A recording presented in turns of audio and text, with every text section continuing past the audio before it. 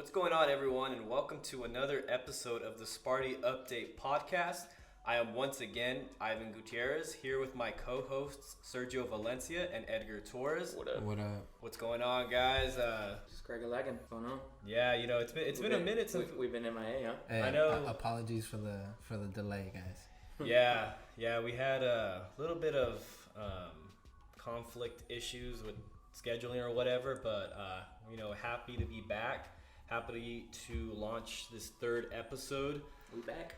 Yeah, and after the last two episodes, it's been kind of cool to see and hear the reactions from different people. Our audience listeners are going up, a little bit. Shout outs. I Getting shout outs. I know it's pretty dope. We got some pretty cool shout outs that we'll throw the shout out back. Of course, starting with Cameron Radford. The Radford family. Shout out to them. And congrats on the newborn. Or not, well, you guys are going to have a kid, so congrats on that. Yeah, so shout out to the Radford family. And of course, coming up with another shout out is our former counterpart, our former coach of ours, Fred Giudici. We need ya. Fred, if you're listening, we need you on this podcast. It'd be great to have you.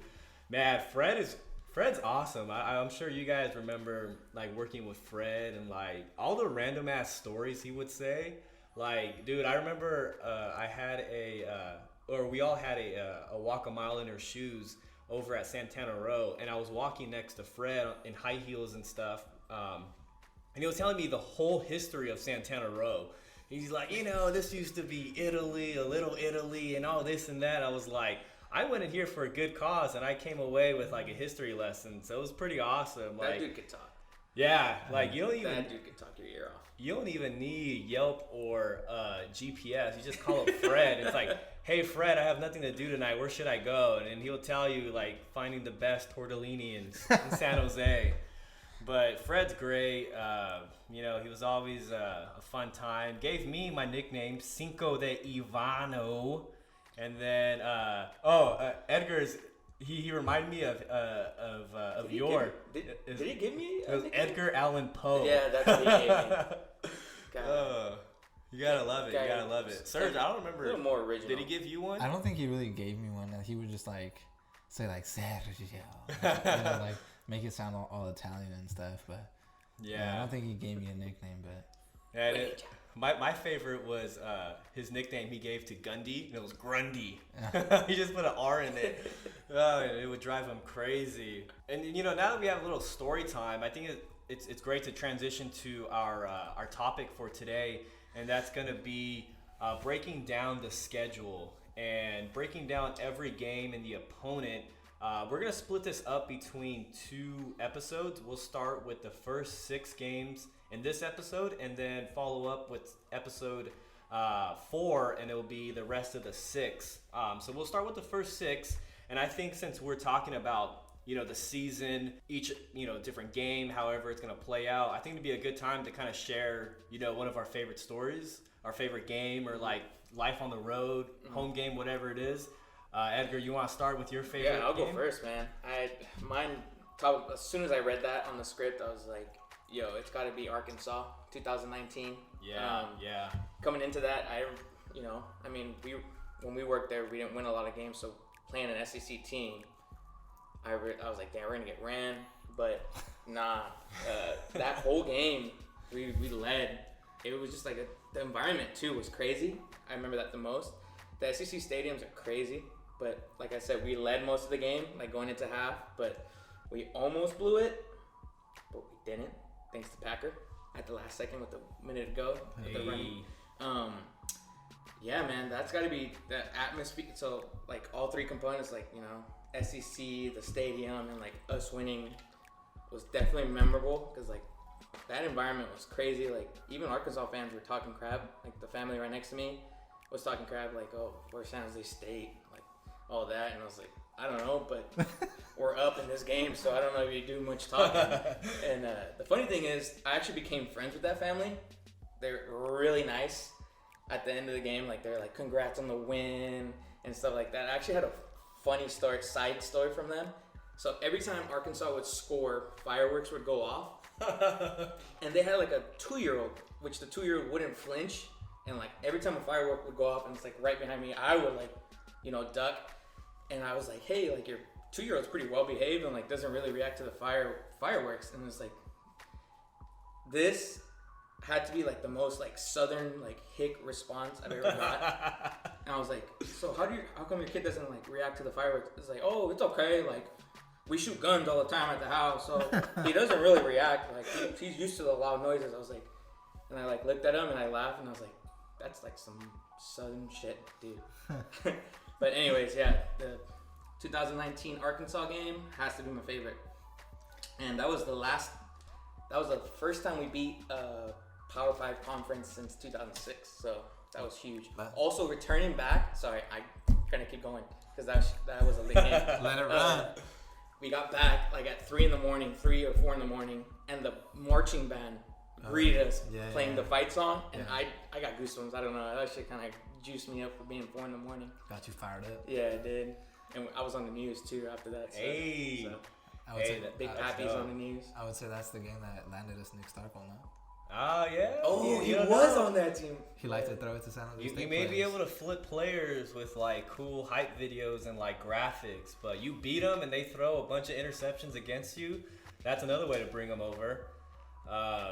Yeah, I think for me, I got 2. I think the most memorable game for me had to be my first game ever with San Jose State. And it was actually also my first ever travel game. It was in 2016 versus Tulsa. It was, my first time even in Oklahoma. Like, it was so flat. Like, I swear to God, like, there was for miles and miles, like, you flat. See the Tiger King there? The Tiger? No, but who knows? Because there was nothing to block it, so I probably could have seen tigers from like 30 miles away. But get this, because I forgot about it, because I went back to do a little research about the game. I forgot, but that morning, the day of, we woke up to a 5.6 earthquake in Oklahoma. And it was the biggest recorded earthquake in the history of Oklahoma, and it lasted for 58 seconds. And it's just so big. Dude, I woke up scared, but I woke up because I thought my alarm didn't go off and someone was shaking me like wake up. Yeah. And I wake up and like the whole room is shaking, and I'm rooming with Luke Dog. Oh no. And bro, Luke did not wake up for anything. I think I remember you guys talking about I was like, Luke, wake up, and like nothing. And then we woke up, hours later for the game, and I was like, hey Luke, did you feel the earthquake? He's like, no, what do you mean? I was like, yeah, there was like a 5.6 earthquake. He's like, and then he got mad at me. He's like, no, like, why didn't you wake me up? Like, what if like the ceiling fell or something? I'm like, I tried. Like, I tried waking you up, you big doofus. But no, that was crazy. And then like, Don't they get hit with like tornadoes out there though? They get hit with tornadoes. What the hell's an earthquake doing over there? Well, it's because they do a lot of fracking, like the oil, and so now it's causing plates, okay. It's so it's so random because like I've lived in California for like 20 plus years, and I've never felt an earthquake that crazy. But of course, me and Luke hit up Whataburger and all that. Low key trash. So don't hate on Whataburger. Low key trash. I said low key trash. Low key trash, bro. All right, we're gonna stop this podcast and discuss burger places. But yeah, then we got blown out 45-10. So there was nothing about the game. But my favorite game, I gotta say, working was 2018 versus Hawaii. If anyone remembers that, there was 5 overtimes. It was like back and forth like crazy. Jay Love threw for like 500 yards. Boogie had a rushing touchdown. I remember that. Yeah. Remember that? Freaking Boogie got a rushing touchdown. Josh Oliver went off. Bailey went off. So it was a fun game. Like, we lost, I think, when I checked. That was a heartbreaker. It was. I mean, we lost by 3 points, so it was rough. It was cold that night too. It was really cold, dude. It was. That's why I remember telling Sergio, I was like, man, both these kickers are gonna miss at least a couple because they be sitting the whole game, and then it's cold. That foot's gonna be stone cold. Yeah, it was rough. But Serge, you got anything memorable about So unlike the both of you, I was there for 2 seasons, and then a spring semester. So I hopped out for the spring game or the spring camp. But the 2 seasons I was there, we only won 3 games. So not many memorable games to speak of, other than that Hawaii one, which was pretty dope. But I would say like a fond moment from being on the team would have to be like that trip to Hawaii. Oh yeah, the first season. Who Yeah, doesn't love a trip to Hawaii? exactly. a And free trip to Hawaii. And then I thought it was cool how like we flew out on a Wednesday, and usually we fly out Friday. That's it, yeah. So like being able to spend like pretty much like 2 or 3 days there was pretty cool. And then, Yeah, that's the sick part. yeah, so I just remember we landed, did all our usual like setting up the computers. Thankfully, the last time and we went to stuff. Hawaii, I had shout out Aaliyah, to tour guide me, because that's her native land. So. Unfortunately, we didn't have her as a tour guide that year, but it was just me, Ivan, and Me and Luke. Me and Luke, dog. Yeah. And not to hijack your story, but what I remember from that trip is Lawrence, the PR guy, saying, "Hey, watch out for the coral. You're gonna get cut." Yes, And like an hour later, freaking Luke, dog, cuts his foot. Yeah. First thing we Dude, do. the coral's sharp. Yeah, it was like Lawrence says, watch out for the coral, you'll get hurt. And we literally like, all right, I think we went to get food, got a couple drinks, and they're like, all right, let's hit the beach now. And then we go to the water, right away. Luke just like, my foot. I'm like, no. I can imagine that too. So yeah, I would say that was probably the most memorable. My foot. I guess Slush. another memorable moment would have to be the Reno game when on the way back the bus broke down. Ah, that sucks. Yeah. Thank God I wasn't on that trip. So. Bro, we broke down I would say 5 miles from the campus. Yes. And we had to wait for the other bus to drop everyone off And come get us. and come back. Oh my God. And transfer all the stuff, right? And all of us. That and I think sucks. we were on the bus with the AD. Yeah, Marie. yeah. And so it was just like, oh my God. And by that time we were on the bus for 4 or 5 hours from Reno. Yeah. So dude, 4 in the morning breaking down, I was just tired. I was like, why did this have to happen? I'm just trying to go to sleep. You're lucky you didn't get stuck up in those hills, at least. Facts. That's what I was really tripping on. Yeah. Screw that. Nah, that would have been rough. I mean, it would have been nice because it was snowing. So, Hell no. but that actually, scary. that would be And that would freezing?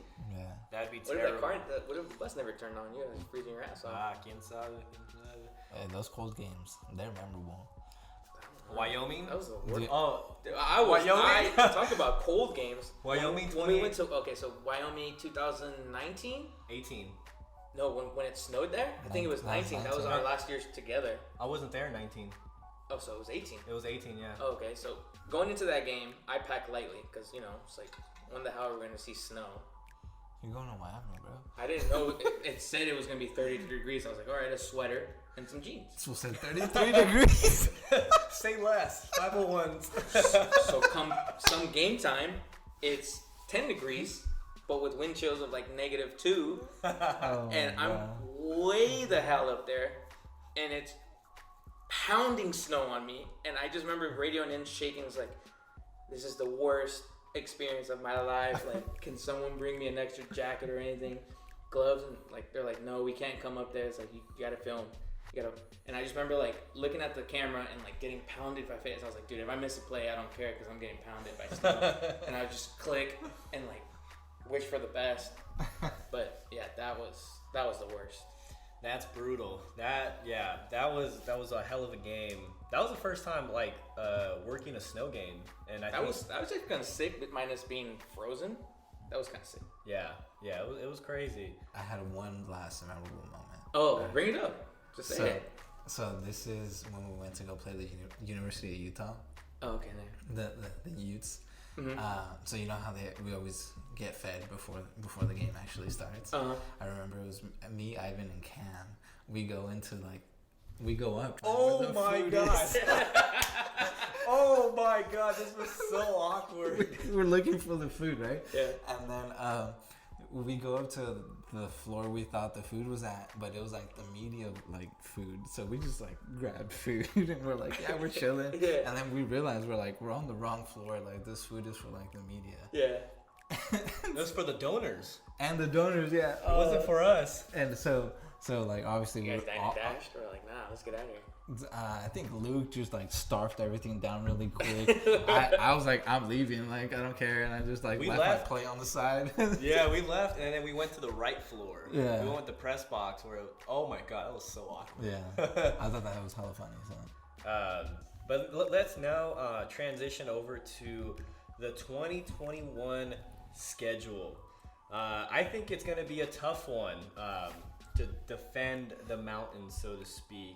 I was looking at a graphic that San Jose State posted, and they have the 5th toughest schedule, not in the Mountain West, but in all of FBS football. Only UMass, Ball State, Coastal Carolina, and Alabama have a tougher schedule. So this is going to be pretty interesting. You know, I don't think it's going to be this lackadaisical run it back tour. But looking at it, the first 6 games, and we're going to talk about the first 6 games, and then we'll get into each and every one individually. 4 of them are going to be on the road. So I think it's going to be an early, tough test. I still can't believe we have the 5th toughest schedule. Yeah, it's a 5th toughest and 4 games on the road. So it's like you better. That's a lot of traveling. Yeah, start racking up your freaking flyer card miles because they're gonna need it. They're gonna need it. So with that, let's get into Southern Utah, the Thunderbirds. Their season was deferred to this spring because of COVID. Taking a look, they ended 1-5, some very close games. Their biggest loss was a 10-point defeat versus Cal Poly. Every other game was 1 score, some even within 2 points. Serge, what do you think about this game going into it? well, just the fact that they didn't play in 2020 and then had to play in the spring, they beat Cal Poly. Yeah. You don't seem impressed. I honestly, I don't seem impressed. But you know, we did start with UC Davis one year, and we know how that turned out. So, but don't bring that up again, okay, dude? So yeah, I think this one should be one of the. Listen, I don't want to say what he's trying to beat around the bush. This is gonna be a win. Count it on the win column. Yeah. Dude, come on. They went. What would you say, Ivan? They went 1-5. They went 1-5. 1-5 in the Big Sky Conference, and their only win was Cal Poly, which was the worst team in the conference. I mean, I also put down, like you mentioned. I mean, you mentioned that they lost a lot of games by like a single like possession. I also put that. Yeah. I mean, their biggest loss was by 8 points. Yeah. So I mean, but still. Easy dub. Easy dub. Southern Utah, the Thunderbirds. Sorry, we're going bird hunting that day. Woo! Yeah. Count that as a win. I'm sorry. Yeah. Yeah, I totally agree with you guys. I think playing a 6-game season plus training camp and then a full 11-game season. I mean, bro, they're gonna be gassed. Yeah, they're gonna be tired. It's not gonna be good for us, though. Pretty. But for a note here, the last 8 games that San Jose State has played a D1A school, they are 7-1 with nice. that one loss being against UC Davis. And they last played Southern Utah in 2010. They won 16-11, so that's a really weird score. What a scrappy game. No, that's just like all field goals. Oh my god. One touchdown field. I don't even know how What is that it, went like down. 1920s or what? You really have to try and make that a score. But I agree. Or not try, since it's only 16-11. Yeah. So I think we all agree that San Jose State is gonna easy dub. Yeah. Easy dub. Unanimous. I mean, my bad, Serge. I didn't mean to like cut you off there, but like, Nah, I knew you were just trying to like keep it, and I was just like, nah, let's stop being around the bush. Call it what it is. Yeah, call it what it is. I was trying to give him a little more respect, but Yeah, put respect on it, but I mean, kind of tough. I want to go as far as saying like they're gonna pull Starkville at halftime. Whoa! Because it's gonna be so lopsided that I think Nick Nash will get a lot of playing time. This is one of those things where like he's gonna throw like 4 or 5 touchdowns. So what's your prediction of the score for that game? I'm gonna say 42-10. I like that. You know, I'll take casual that. like probably 4 or 5 first half scores, and then cheap. Take a rest day. Yeah. Take a hike. Yeah, get ready for the USC Trojans. That's who That's a conflict of interest for you, huh, Ivan? I grew up a big Trojan fan in a different an life. here, folks. We got an imposter here. Always has been. But this one is gonna be, I think, a reality check. I think we should go to this game. Yeah, I'm down. I'm totally down for that. It would. I've never been to the Rose Bowl. Me neither. No, they play at the Coliseum. Oh, at the Coliseum? At the Los Angeles Memorial Coliseum. Sorry, Holmes. Yeah, sorry. Sorry, dog. I don't live in LA. Yeah. But a quick note, and then I'll pass it over to you guys. USC is coming off a nearly undefeated season, winning 5 games, Yeah, and they're that's exactly what a USC fan would say. I'm just saying. Almost undefeated. I watch a lot of Pac-12 football. It's the Conference of Champions. I don't call it that. They call it that. Someone calls it that. Like playoff P. And their only loss came in the their conference championship game. And last time these two met was in 2009. USC easily won 56-3. Come on, man. Oh, Why you gotta bring that up? It's just See, we have an imposter. No, it's just a fun note. It's a fact. An imposter will tell you that was Matt Barkley's debut as a true freshman. Whoa. But I mean, who knows that? I don't know that. Sir, do you want to take this over and predict a little bit about what's going to happen?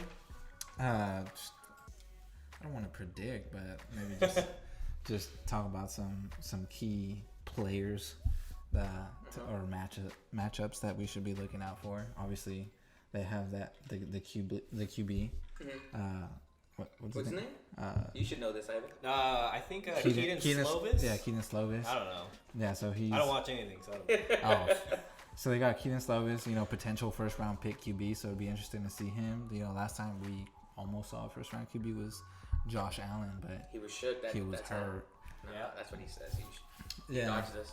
Yeah, but they have starting running back Stephen Carr coming back, who was like this 5-star, like the next like star running back to the next Reggie Bush. Exactly, but hasn't really done anything really, honestly. He's coming back. They lost a lot of people. They lost their tackle Elijah Vera Tucker, the safety Fufanga, and then is he raw? That guy's raw, right? Yeah. Oh well, he was raw, but maybe like he's draftable. Third, right? Third, fourth round. Yeah, definitely. And they lost both other starting wide receivers, Tyler Vaughns and Amon-Ra St. Brown. That sounds familiar too. Yeah, so definitely gonna be a brand new team. So should be interesting to see. Oh, and they also lost their star middle linebacker to the transfer portal. So where's he going? So they're replacing.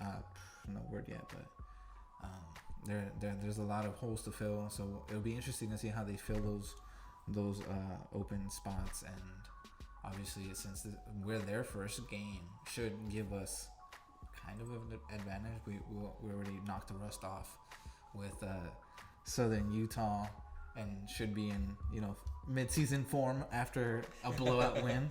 So definitely think it'll be a close game, but for sure. I feel like it's gonna be an exciting game. Exciting close game in the end. They both threw the ball out last year, right? Yeah. And I feel like there's gonna be a lot of points because right here I have 4 out of the 6 games they scored more than 30 points. So I mean, if we throw the ball out, they throw the ball out. It's gonna be exciting. So it's gonna be high scoring. Yeah, high scoring game. In the end, I think we probably lose. Yeah. I also have that as an L, unfortunately. Yeah, I think I'm gonna give some optimism a little bit. Please prove me wrong. Yeah, I see this game similar to San Jose State's game against Oregon in 2018. Oh yeah. You remember that? Yeah. So which game? 2018? Yeah, when we went to Oregon. I thought we had them. See, I'm saying I have a feeling we couldn't punch the ball in that game. I have a feeling this game is gonna be similar because it seems first round talent. That was Herbert. That was Herbert, and he was shook. Didn't we take Stanford too? We gave him a game when we played him a few years ago. They haven't played Stanford since Like 2012. Oh, Something yeah, like that. 2012. Yeah, But we took them. But yeah, it was. So maybe we usually take these Pac-12 teams. This is why we're doing this. We're just to give a prediction, see how we feel about this game. But That's what I'm saying. Yeah. I think, going to this game, it may seem like USC is this big bad school that they're by far the better team, but I think the Spartans. well, we never said anything about that, dude. You said that. No, I'm just saying. You know what I mean. So, Like, see what I'm saying? So they're you catch Power my drift, 5. You catch my drift. He's a USC fan. But I'm just saying that, of course, that since it's USC's first game, I think there will be a lot of miscues. Oh, yeah. A lot of rust. A lot of things that they have to iron out, and if the Spartans can capitalize on every mistake, I think they'll have a chance to steal a win, just like in Oregon. But just like Oregon, I think at the end of the day, USC's talent will make up for their mistakes. Facts. So that's a long way to say that I Hate to also say it. think San Jose State's gonna lose. But Without being out around the bush. Hey, you almost flipped me, man. Yeah. I was getting ready to say, you know what? I think we got this. Cause, it just got more hype. because okay, we took Oregon down to the wire. It Stanford- wasn't down to the wire. It's just like we were competitive. Yeah, we're for competitive. like 3 quarters, and then Do you want me to remind you about the week before Oregon, Washington State? no, because we got our ass 31-0. whooped. True. But that doesn't matter. but this is that a better doesn't team. matter. Yeah, it's true. That's true. That doesn't matter. This is a championship team Yeah. you're talking about now. That's You're true. talking about the Mountain West champions. Yeah. And what did USC win? I don't know. Nothing. I didn't watch any of their games. It's news to me. They didn't win anything. I didn't know that. I didn't know. But let's move on over to everyone's favorite week, the bye week. Hell yeah. That's a dub. And yes, we're gonna break down the bye week because I think, especially us, working in football and everything, we know that training camp can be 4 to 5 weeks. That's well over a month, and you go into 2 straight games. So it's more like practicing and playing for 6 weeks. So I think that this early bye can help get a lot of minds straight. They could really get them ready for the next stretch of the season. Also, they could get a good well-deserved rest since they're going to be traveling the next couple days. Yeah, definitely Yeah. gotta weeks. definitely gotta hit on that because the travel schedule is brutal coming That's up. going to be brutal. If this bye week was not sandwiched in there, they would have had to travel to LA, to Hawaii, and then to Western Michigan. And then to Colorado. That's a lot of time change. Yeah, it's brutal. So they'll definitely iron out their mistakes from the USC game, which we're saying that there's gonna be some. Obviously things can change or whatever, but we're saying that the USC game is gonna be a reality check, and of course things will get straightened out during the bye week. And from that bye week, they'll go to Hawaii to face the Rainbow Warriors. A schedule note that it's rather unusual that seeing this rhythm of Spartans going back to Hawaii. But last year's scheduled home game was supposed to be in San Jose, and it was pushed to Hawaii because Shout of out COVID. Shout out COVID. So the scheduled home game in Hawaii happened last year. This away game was already predetermined. So it looked like San Jose State's going to Hawaii back-to-back years, but that's just something to clear up for everyone keeping score at home. Typically it's 1 year on, 1 year off. And going into this game, Hawaii will be coming off a 3-game stretch without a bye week.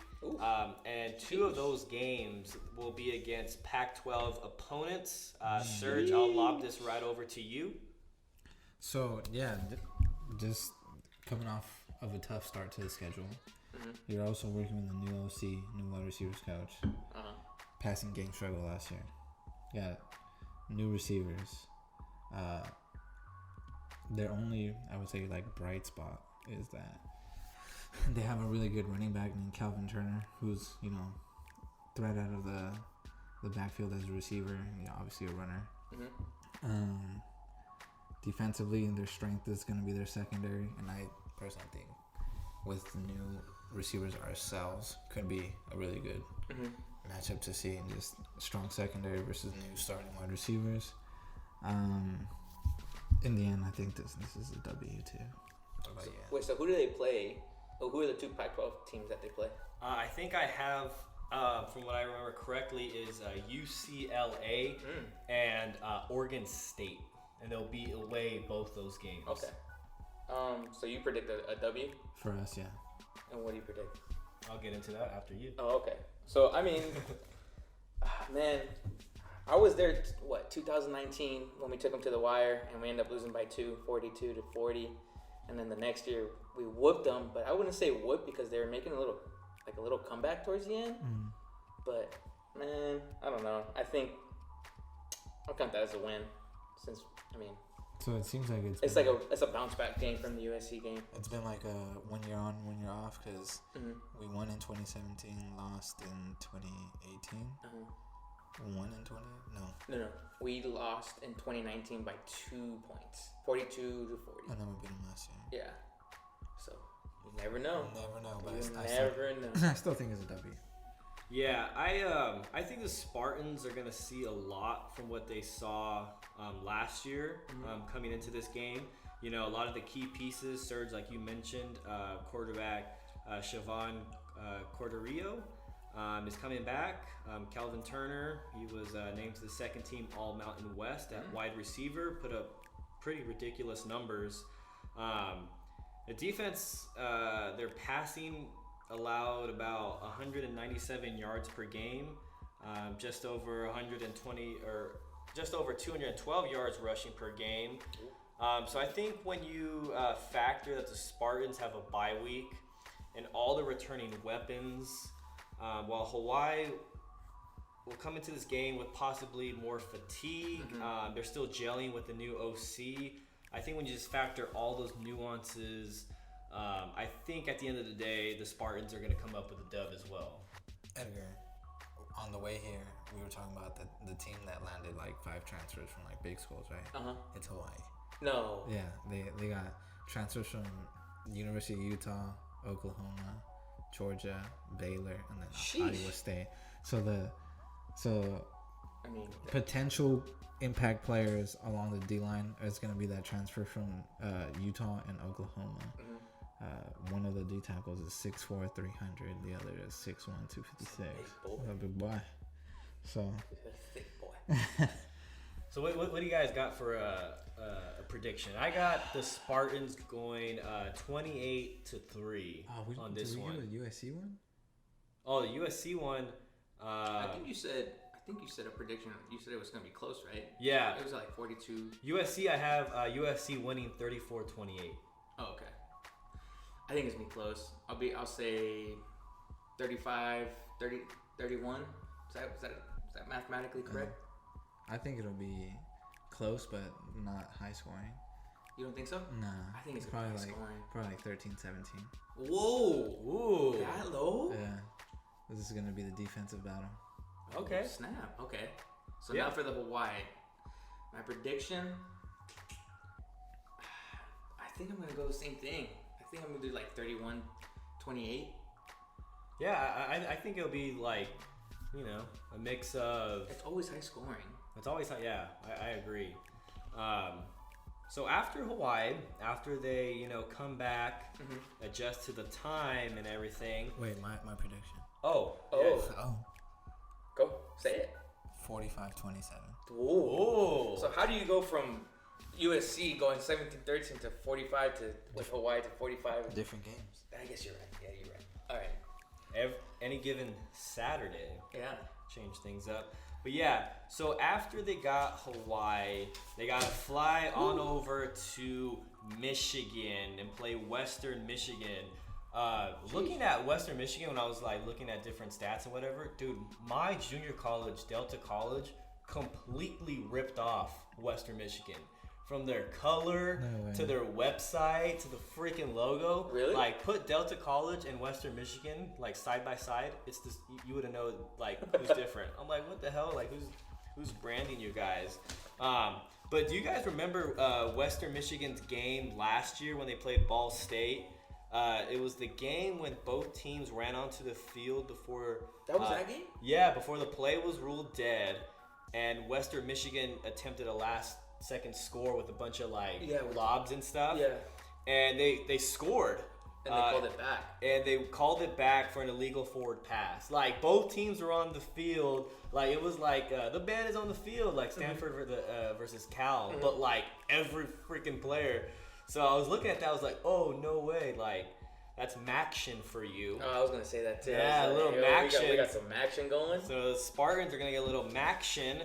A noteworthy game about this is that Western Michigan is 0-6 versus the Mountain West, and this is the first time both schools meet, so it's gonna be a little interesting.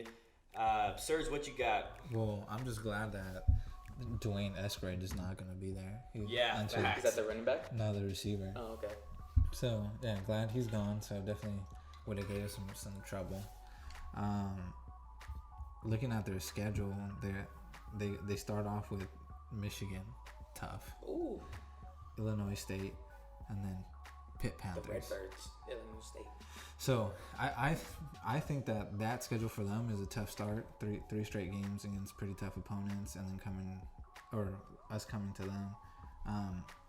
After all the travel for San Jose State, I initially thought this was going to be an L, but looking back, after looking at it, like furthermore, yeah, I think this should be a W as well, only because their 2020 season, they started off 4-0 and then lost the last 2 games of the season. Beginning of this season, they should be around 1-2, 0-3 maybe before seeing us. So I just think they have a tough schedule. Listen, man, like I said, like we were talking about Maction, I think this game's gonna be hype. I mean, although they travel cross country or like a quarter around the world, I think it's gonna be an exciting game. I mean, Western Michigan scores points. I put what? Look at their record. Look at the games they won: 58-13, 41-38, 52-44, 30-27. Their only loss was to, like you said, Ball State, which was 30-27. They score a lot of points. Yeah. I think we keep up with them. It's gonna be an offensive battle, not a defensive battle. But I think this one was tough for me, man. I think we take an L on this one. Oh, okay. They just put too many points. That's a lot of points. One thing to note, their running back, Ladarius Jefferson, in the 2020 season, so 6 games, he had 624 rushing yards, 5 touchdowns. In 3 out of those, 6 games? 120 yards plus. Sheesh. Ooh. Jeez. Yeah, they're offensive for sure. It's Maction. So that's what you get. I think they're gonna be more of a running team though. So You think so? Yeah. Okay. I don't know. I'm kind of hyped for that USC game. It just seems like a good game to me. Yeah, to and the first time me. meeting, so keep going. Sorry. Yeah, to me, I think this is going to be interesting because, I mean, it's still way too early to know what's going to happen. But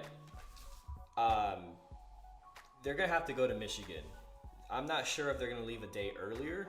Typically we would leave the day before, when you play a nearby opponent. Oh, you gotta adjust to the time zone. Yeah, you gotta adjust to the time zone. Adjust to the time zone. I kind of remember when I was with the Raiders, and anything east of Denver, we would leave 2 days early. So if we played Sunday, sick flex, bro. We would leave, for a Sunday game, we would leave Friday, anything east. So, in San Jose State's case, it would leave Thursday for a Saturday game. So I don't know what's going to happen.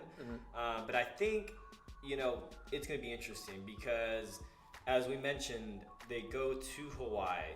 Usually that Hawaii game is a pretty late kickoff. Even a 7 p.m. Hawaii game is 10 p.m. here in California. That flight stinks. It's terrible. Like, by the time you get to San Jose, it's like 6 or 7 in the morning. Yeah. You gotta sleep, recover, wake up, lift. Like, you gotta get adjusted to all that. Plus, if you have to leave a day early, time zones. If you gotta leave to Michigan on Thursday, that could affect game planning. It's gonna be rough. There's gonna be a lot of sleepless nights that week for the coaching staff and GAs, GG guys. But I think But I think Coach Brennan and staff really knows how to get the most out of the players, and I don't think this is going to be a big factor. I mean, of course, everyone's going to, I think a lot of people. Sounds like you got something here. It was just like a lot of things like the West Coast teams get a lot of bad rap when they go east. It's like, oh, time zone this, time zone that, but it's like San Jose State practices at like 9 a.m. Mm-hmm. So you can play at whatever time. It doesn't matter. Especially this team. Yeah, so anywhere, anytime. I'm just kidding. Yeah. Let's not hype it up too much. 2020 proved that. Yeah, exactly. Your home, my home, his home, don't matter. We're there. Exactly. But I just like you guys mentioned, I do think this is going to be a high-scoring game. Mm-hmm. But I think the X factor at the very end, I don't know where, but I have a feeling that ultimately the Spartans' defense is going to come up with the big stop that's going to alter. It's going to come down to it. Hey, I'll call it. Trey Webb, big play. Yeah, exactly. Something like that, where I don't think Western Michigan's defense, from seeing last year's stats, is that great. I don't think they're that good. Opponents on average, let me pull this up, they average 34.2 points a game. So their best defensive player, I believe, Trayshawn Hayward, transferred to Arizona. Yeah. Oh, yeah. So even worse school. So I think it's going to be a shootout, but ultimately the Spartans' defense will make a play, and it's going to, change the tide for them. So I have this as Spartans 37, Western Michigan 35. It's going to be that close. Whoa. So you predict a dub, yeah? I do predict a dub, yeah. Sheesh. Why didn't you talk like that when USC came up? I'm just kidding. So I predicted it now. Oh, man. I'm going to say 45. Is that 40? Can they get 45? I don't know. I'm not good with math. Somewhere in the 40s, and I think I'll say 42. No. What's the math here?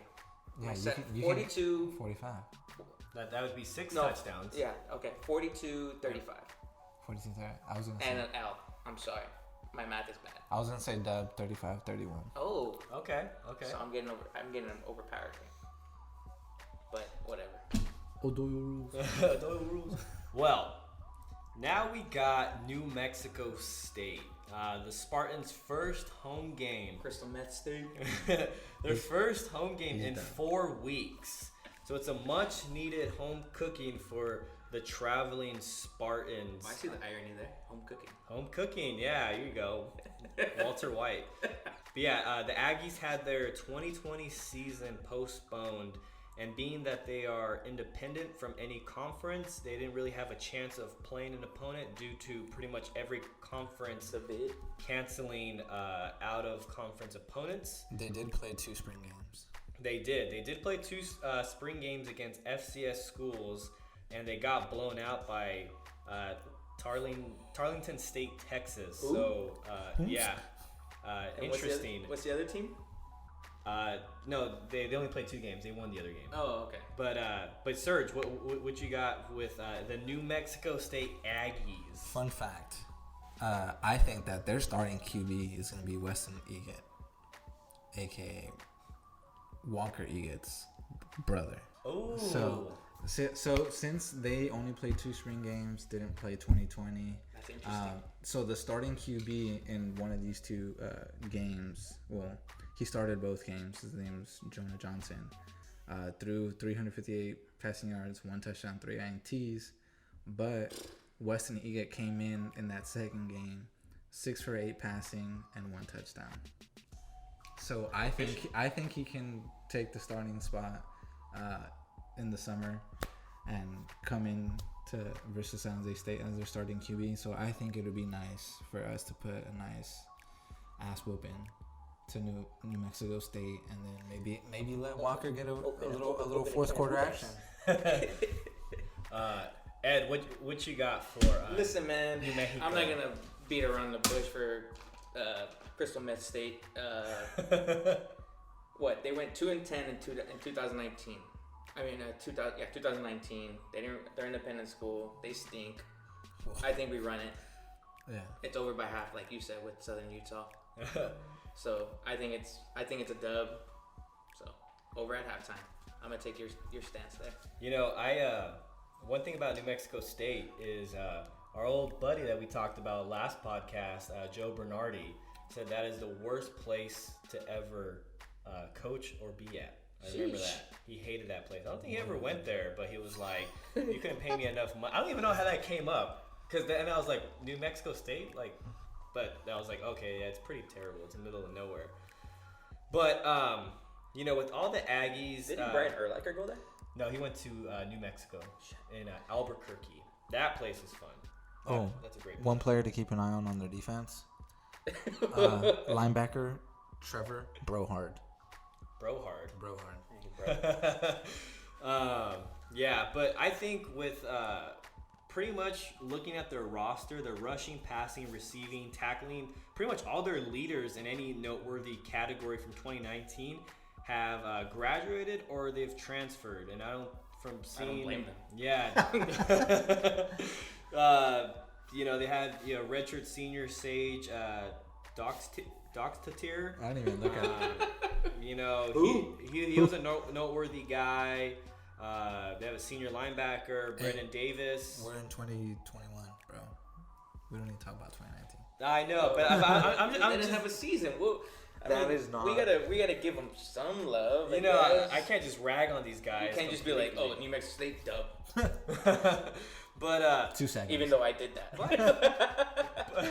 but with all that being said, I think New Mexico State lacks talent. And there's just too many moving parts. So I think the Spartans defeat the Aggies easily. And their home, or I guess isn't their home opener, it's their second home game of the year. I have the Spartans winning 30-13. You're being generous.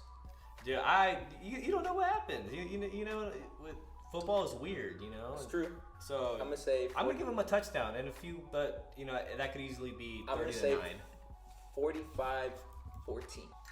So you're giving them 2 touchdowns. Yeah. I mean, by that time, in the fourth quarter. By that time. Some garbage touchdown. Yeah, come on. Some self-esteem touchdowns. Some bad beats. Yeah. Someone in Vegas is like freaking losing their shit. Like I said, I want to see the Egan brothers playing against each other. So, That'd be cool. So let's make that happen. 56, make it happen. 56-14. Holy. Just straight up 50 burger. Yeah. Okay. Hey, gotta feed them some meat. San Jose State or SFQ Stadium hasn't seen a 50 burger since Utah State. Remember that? It was actually 63-3 from what I remember. Something ridiculous when we played them. What year was this? I think it was also 2018. Oh, that's the one we went to Logan, right? No, that was 2018. 2017 they played in San Jose and it was like 59 or 63-3. It was brutal. Or no, we had a last minute pick 6, so it was 7. I don't know, but SFQ needs a Spartan 50 burger. SFQ popping. Yeah. And so we'll transition over to New Mexico State. What am I saying? Colorado State, the Rams. This is going to be game 6, and we're at the halfway point of the season. In 2020, the Rams went 1-3. They had 2 games canceled due to positive COVID tests, either with their program or their opponent. And they had 1 game canceled due to a player protest at Utah State. Whoa. So, what you guys got going? So, their 3 losses were double-digit losses. So, lost their starting QB to the transfer portal. New offensive coordinator. Bright spot, their defense ranked 15th in the run and second in sack rate. They have. You were telling me earlier that the guy from Miami was transferring in, right? He transferred last year, so he played these couple games. Oh, okay. Yeah, so let me pull up his name real quick. Scott Patchin. Yep. He transferred from University of Miami in these 4 games. How about the year? What's 4 games, right? 4 games, he had 5.5 sacks. Sheesh. Yeah, he was ranked number 3 in the nation. Yeah. So, but no, University of Miami, you're playing behind Gregory Rousseau and Jalen Phillips, so makes sense that he transferred. But obviously a really good player from IMG Academy. So That's so weird. That whole thing's weird to me. exactly. That Colt. Yeah. Stopping him gonna be a tough task. They also have another DN named Manny Jones, who I believe he only had like 2 sacks, but obviously he's gonna get most of the one-on-one, since we're probably gonna have to double team this other dude. And then on offense, who we need to really worry about is their tight end Trey McBride. Yep. Number 85. He had, in those 4 games, he had 330 receiving yards, 4 touchdowns, averaging 15 yards per reception. As a tight end, come on. That's big. Yeah, and then receiver Dante Wright, number 22, 315 receiving yards in those 4 games, also averaged 15 yards a catch. So I think we're gonna have our hands full defensively trying to stop those 2, and then we need to figure out how to slow down Scott Patchen coming off the edge. But I don't have much to say. I mean, I didn't. Sergio pretty much covered it all right there. In the end, I think just because they're so like they won't win a 3, so they have talent. If they somehow figure it out by week 6 and like are a complete different team, it could be a different story. But dub, San Jose State dub. Okay, I think we got a little interesting schedule noteworthiness. The Rams will be coming into the game fresh off a bye. So the Rams will have 2 weeks of game preparation for this contest. This is gonna be tough then. This year, and it's Mountain West. Yeah, this year coming into 2021, they're returning 23 of 24 starters, including their specialists. The only guy not returning is their quarterback from last year, Patrick O'Brien, who left to Washington as a grad transfer. Just to clarify, are you counting special teams? I did, yeah, punter and kicker. Okay, cool. Yeah. Those 2 guys are coming back as well. 11 on the field. Just doing some math. How do you get 24? Yeah, I couldn't find anything about their long snapper, so I kept him out. That's just cybermetrics now. But I agree. Trey McBride is going to be a problem. But you know who's going to be a problem? Derek Dees is going to be a problem. So I think we might see a little tight end shootout at Fort Collins. So he's better. So, but my tight end's bigger than yours. It's just, oh yeah, my tight end can beat your tight end's butt, or like whatever. But I think basing things off last year, I think the Spartans' rushing game is going to struggle. Just like you mentioned, that defensive line, some of the best in the country regarding sacks and tackles for loss. Last year, the Spartans had only rushed 100 yards in a game, or over 100 yards in a game twice, with one 94-yard game. Other than that, they had 3 30-yard rush games and one 50-yarder. That 50-yarder was by quarterback Nick Nash. So against the Rams' defensive front, who we averaged 3.2 yards a rush. Last year, they gave up 2.5. So, I think looking at the schedule last year and just what we can base the running game off of. That doesn't sound too promising. Yeah, I think the obvious game that exposed the Spartans' rush game, you could say, was the bowl game. Just in result, the passing game was kind of handcuffed. You take away the rush, they're going to pass like crazy, and, they stop that. So I think the Rams' defensive line, along with their experienced secondary, their 2 starting corners have 3 years of starting experience. That's another thing of noteworthy. But I think their defense will be the X factor, and I think it's going to be the deciding factor in this game. So I have the Spartans 19, the Rams 23. Whoa. Well, San Jose State holding a L in this one. Whoa. Caught me off guard on that one. Well, since you brought up that San Jose State is not that great at running the ball, we won't have to be. They're not. Colorado State's not that great at defending against the pass, so we can throw all over the yard against them. So I'm gonna say 28-21. San Jose State. So you have them winning. Dub.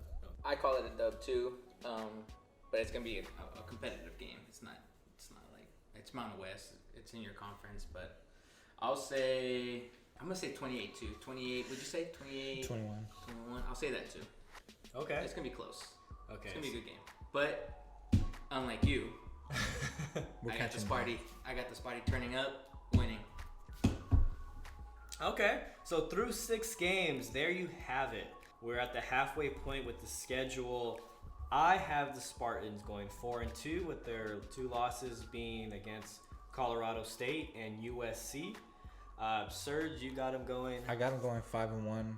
1 losses to USC, but a lot of these games could go either way. But yeah.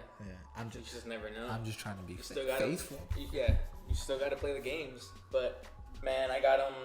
The traveling definitely is like you got to keep an eye on that. The traveling from Hawaii to Michigan to Colorado.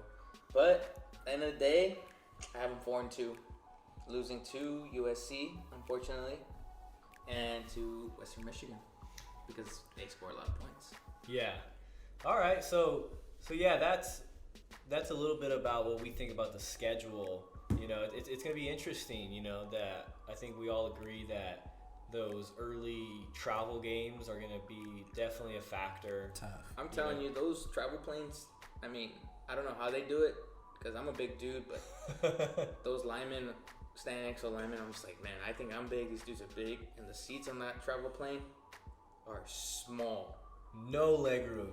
There's no leg room, and it's like you have to carry everything with you. Dude, that thing stinks. I remember sitting next to Luke, and he was just like in pain the whole Dude, time. it was messed up because Luke. And he was sitting like all the way in the back. By that time, was less space. I mean, I hated my seat because my arranged seat was right next to the bathroom, so I had no room. Smelled good. And I had a good fresh smell of natural scent. Let's just put it that way. So, yeah. But, yeah, I have them going 4-2. The traveling sucks. I mean, that's what you got to do. If you're a D1 athlete, travel, play the game. But, yeah, 4-2. Yeah, just to USC and Western Michigan. Initially doing this, I had them going 4-2, losing those 2 games that you highlighted, Edgar. But in the end, I think this is a championship team, and if they want to say they are as good as they think they are, then they have to win that Western Michigan What if game. you just go 1-5 and just cut the podcast? That is a huge possibility. But The middle of the season, all right, guys, there's just nothing for us to See talk you in 10 about. years when we're good again. Maybe next year. All right, so on that note, stay tuned for part 2 of the 2021 schedule prediction. We'll find out if the Spartans can repeat as champions or will they fall from grace to end the season. There you go. Those little words. Don't forget to follow us on social, of course, on Twitter at Sparty Update Podcast. On Instagram, there's a good chance you already follow us if Shout you're out to listening those to 300 this. people. At Sparty Update. On Facebook for your parents, that'll be the Sparty Update. And on YouTube, also the Sparty Update. Quick shout out to our sources. It will be sportsreference.com, ESPN Stats, all the named schools we talked about and their athletic websites. FBSschedules.com, 247 Sports, and the Coloradan. And I've already used all my... And Wikipedia. And maybe Wikipedia. Who knows? For Sergio Valencia and Edgar Torres, I am Ivan Gutierrez. Thank you for listening. Later, skaters. Later. Sparty up. Sparty up.